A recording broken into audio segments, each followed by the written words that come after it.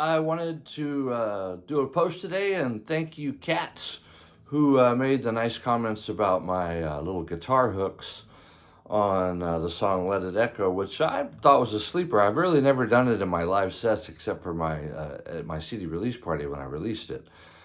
And I don't know why. It's one of those things you have a song sitting around and then Connie heard it and really took to it, and I thought I would revisit it. And so it's one of the things I did when I was in Los Angeles with Vinny and John.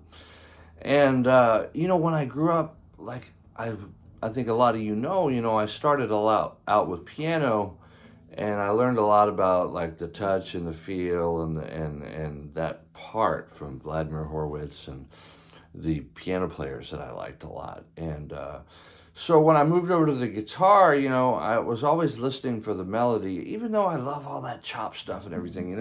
I grew up with all that, but I think Al Di Meola and Alan Holdsworth are very misunderstood. That people get caught up in their technique and they don't realize there's some deep spiritual stuff going there. Al Di Meola is a world-class, deep guitar player. Just listen to Ciola y Terra. That record is, for me, that's a game changer.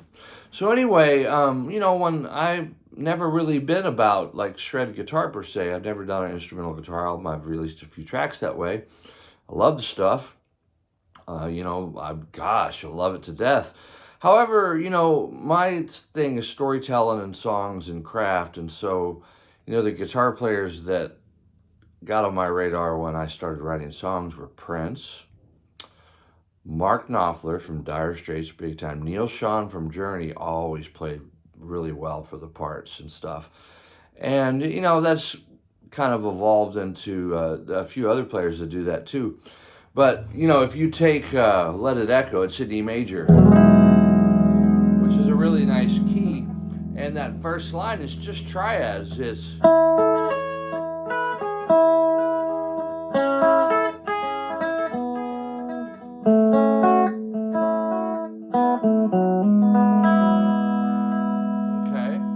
And then the second line is kind of the same thing, just kind of a little country lick.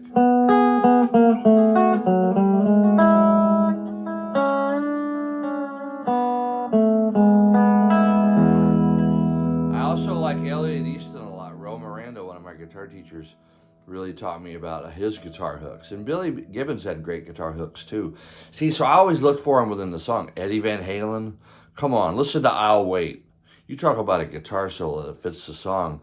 Whammy bar, very, you can hear the Holdsworth influence on that, but it's just beautiful. Oh, it fits the song so well.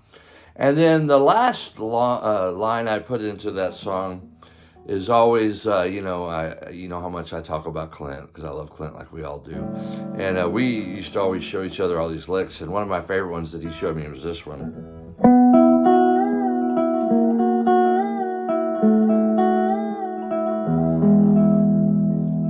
All three of those in there.